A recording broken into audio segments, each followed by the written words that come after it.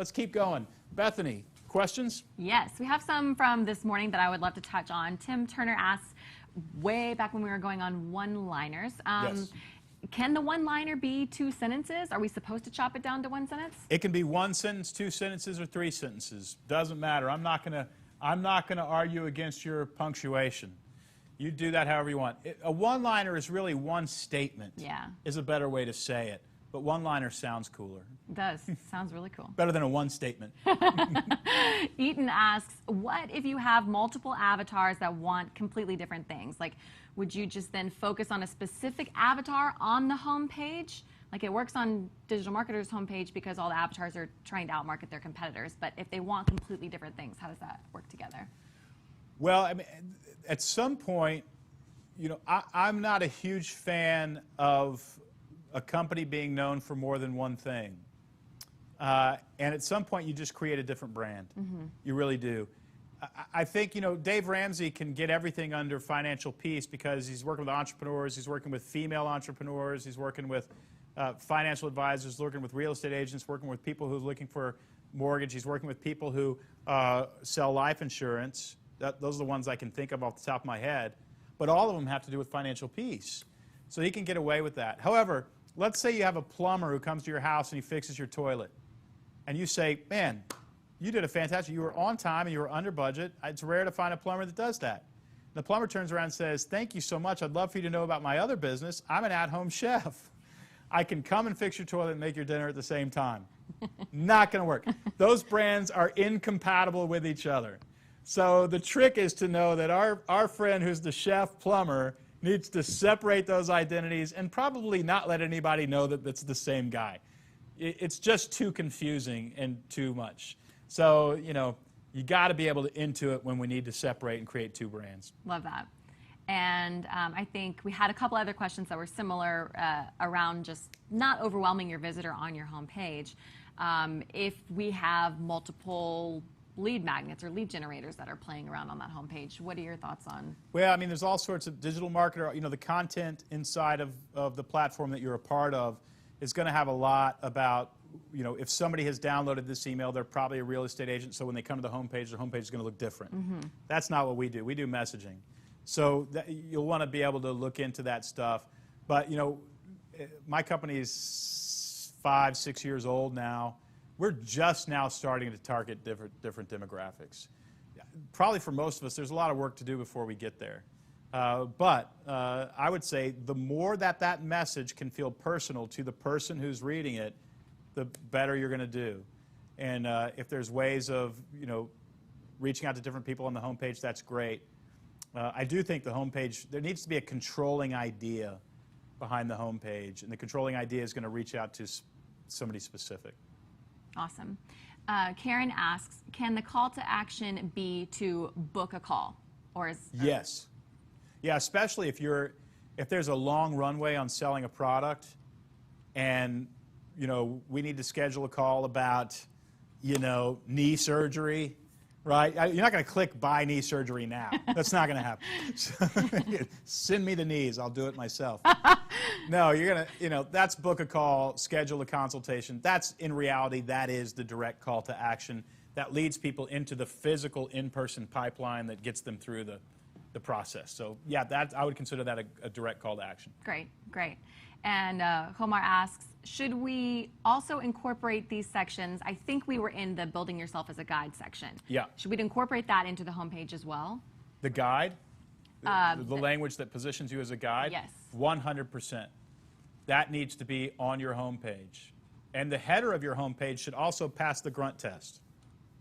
There's no excuse for not passing the grunt test, whether it's a landing page or homepage. And you absolutely 100% want to position yourself as the guide. That's got to happen on the homepage. Awesome. Manny asks, when going into a new niche, how can you showcase competency without being too generic? How can you, I mean, to me, I'd have to see the collateral that you're talking about and tell you whether or not you're being too generic. I would say you can't be generic. It's really got to be specific. But that's a very contextual question. I'm not exactly sure what you mean. I will say showcasing competency, though, in this train of thought, and I said this earlier in the workshop, is much easier than you thought. You're all going to feel really insecure about why people should trust you. They're literally just looking for one little statement that gives them the excuse to trust you. And in fact, it's easier to overdo a demonstration of competency than under-demonstrate competency. You really just need, you can tell one story about one client who you helped, and your customers are going to check it off their list and say, okay, this person knows what they're doing. But yeah, hopefully that helped a little bit. Great. Deb asks, can you quantify less tangible products or services like meditation, where the desired end result is peace or less stress or something like that? How would you frame that? You mean, how do you make that feel more specific is probably what she's asking. Well, you know, what does peace and meditation give you? It gives you better relationships with other people. It gives you a more centered, balanced approach to your work, which makes you more money. I mean, you know, just start listing what you get with meditation besides just peace, and you're going to come up with some really tangible things that people would invest in a short period of time. And all those things, of course, need to help us survive. Yeah, absolutely. Ashley asks, where do you add a gallery for a portfolio, for example? Does that go in the junk drawer? As a photographer, my work is very visual. Also taking SEO into consideration. There's not a lot of content on the page, so how do you really get found organically with that approach? Yeah, when you're talking about something that people need to see, even like home buying and you know, those sorts of things, you probably, you know, there's not a specific place that you can put it, but you probably want to get it up somewhere near the top. So if I were a photographer, and let's say I were a wedding photographer, I would still do a header. I would do looping images, you know, looping video of beautiful stuff that I've shot, so that visually is showing it. And then number 2, I would still do stakes. And then number 3, I would do the portfolio. Right? I would still do the header and the stakes because that hooks them into the story. And then I would get the portfolio and go on down with guide and all that stuff after that. But yeah, just stick that maybe number 3. Awesome.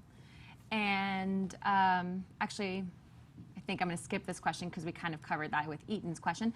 Tim asks, didn't see any client testimonials in the website formula. Is that important to sprinkle in? There is client testimonials in the website formula that's not on our sample. So 100%, if you read Building a Story Brand, testimonials are one of the ways you demonstrate competency. A couple words, I'm glad you said something about testimonials. I'm going to say something that's really controversial, and then you let me you know, paraphrase a little bit. I want you to write your customers' testimonials for them because they aren't writers. And so when somebody says to you, wow, I thought that was going to be way more expensive, that should cue you to say, actually, can I just write that down? I thought Acme Feed and Seed was going to be way more expensive, and can I just sign your name to that? You're getting their approval, but these long testimonials, you know, I walked into Acme Feed and Seed, and I just couldn't believe how nice Jake was. In fact, Jake dated my daughter for a little bit, so I was kind of mad at him. But, you know, it's like, what does this have to do with the business? So, you know, you want to get to that point where you're in great testimonials. One of the things you want a testimony that does, you want at least one of the testimonies that you use should overcome the main resistance that people have to buying from you.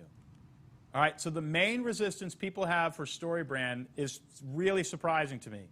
They say this: it probably won't work for me. I'm a dentist. You know, fill in whatever. It won't work for me because I'm a real estate agent. It won't work for me because we have a grocery store. It won't work for me because we're business to business. It won't work for me because we're business to consumer. It won't work for me because we work with the government. It won't work for me. We just hear it constantly. And so one of the testimonies that we would want to take is, you know, I discovered that anybody who uses words to sell things will benefit from StoryBrand. And if I can put that, overcoming that resistance into the mouth of my customer, it's a lot more powerful. So what is the main reason people aren't buying from you? And have a customer testimonial overcome that. Excellent. All right? Yeah, Excellent. I've got a couple more, and And then wanna we'll look at go- websites. Okay, a couple Yep. more and we'll look at websites. Sounds good. Lena asks, what is your one piece of advice to someone who is just starting his business on how to use messages from the brand script to kickstart the business and start making money? So basically, what would I do first in terms of kickstarting the business? Yes. Okay. Well, let me tell you what I wouldn't do. I wouldn't do what most people do, and that is they start figuring out their branding. That is their logo, their colors, all that kind of stuff. I have a friend who started a company with venture capital money. This always happens with venture capital money, right? She's fresh out of Oxford. She's very smart, gets venture capital money, and she starts figuring out the logo, the name of the company, all the branding stuff. She can only do that because she's got venture capital money. In other words, she's burning money before even selling the product. What I would do is I would identify the problem that product solves, and I would start telling people about it. And I don't care if you're having to sell it out of your trunk, right? This is what I would do. If I were venture capital and if somebody came to me and wanted to start a company, I'd say, okay, I'm going to pay your salary. I will not pay for anything else. Everything else has to come from sales the company generates. And what that does is it forces the person to actually build a real company. Venture capital, WeWork, is not a real company. WeWork is a company, a money pit that people have been pouring into for a very long time, and everybody's going to lose their shorts. WeWork looks like a real company. Real companies make money, right? So what I would do in order to make money, identify the problem you solve, start telling people that you solved that problem, start selling that product, then capture email addresses so you can tell more people, then hire a sales rep so you can tell more people, so on and so on. I'm filming a course in December called Business Strategy Made Simple.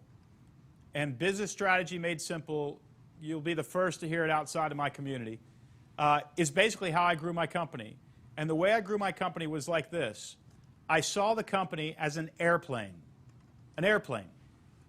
The body of the company was the overhead. The wings were the product. The right engine was marketing. The left engine was sales.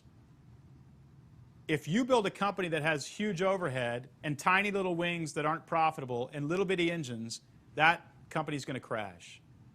So you cannot add overhead unless you put money and fuel into the right engine and the left engine, and that lifts the products. And they all have to be in proportion. If I go to the airport tomorrow morning to get on an airplane, and the body of that airplane is enormous and it's got two little propellers, I'm not getting on that airplane. So when I go to a company and I go, oh, I see you've got a lot of swag with your logo on it, and you've got 25 employees in a really nice office, and you're not selling anything yet, what am I thinking? Do not invest in this company. This company's going down. So what would I do if I were first starting out? I'd build a damn good airplane with extremely powerful engines, very big wings, and a tiny little body. I'd build it like a rocket.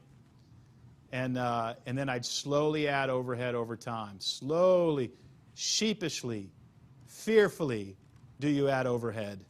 Make sure the rest of your money. And by the way, fuel is cash flow. You can have a beautiful airplane. If you run out of cash, it's going to crash. So you always want to monitor your fuel going into those right and left engines. Okay. All right. Last question. Can you tell us again about the book you mentioned earlier for pre-order that we could email the receipt? If you make me, yeah. I mean, if They I were have asking, to. so had to bring it up. All right, so the book is Business Made Simple. You guys want to hear? Here's my pitch. It's wrong that you spent money on a college education and still don't know how to grow a business. It's wrong. Jazz hands if you feel that way about college and your degree. How many of you could not buy a house until you were in your 30s because you were paying off Duke? Let me tell you something. Duke cannot charge their students tuition for 100 years before they run out of money. That's how much money they have, right? Yeah, exactly. So Business Made Simple is 60 daily readings. When you get the book, you'll send an email to me, and we spent north of $200,000 filming 60 videos that go with this book. This is an MBA for $20. It's an MBA for 20 bucks. And if you get it now, like you can pre-order it on Amazon, Barnes & Noble, wherever you buy books. When you get that receipt, forward your email to book@businessmadesimple.com. book@businessmadesimple.com, and you're going to get an email. And that email is going to say, we have a course called 0 to 10 million that explains how Donald Miller built a $10 million company in about 5 years. And that course is being edited right now. The second that course is available, I'm going to send it to you. So you'll get that in the next couple of weeks, that course. The book comes out on January 19th. It's going to be like giving yourself a Christmas gift when you get that book. So Business Made Simple, grab that book today. Here's the other thing. If you have a company and you have a bunch of employees and you want them to spend 60 days thinking about how to make you more money, get a copy for every single one of your employees. Because that's what they're going to do. They're going to spend 60 days thinking about how to make you more money and also grow their careers. By the way, I tell them in the book, if you know how to do these 60 things, your boss should pay you more money. So be careful. It's going to bite you. But you can increase that overhead if they're making you more money, can't you? I mean, you owe them. You got to give them some of that money.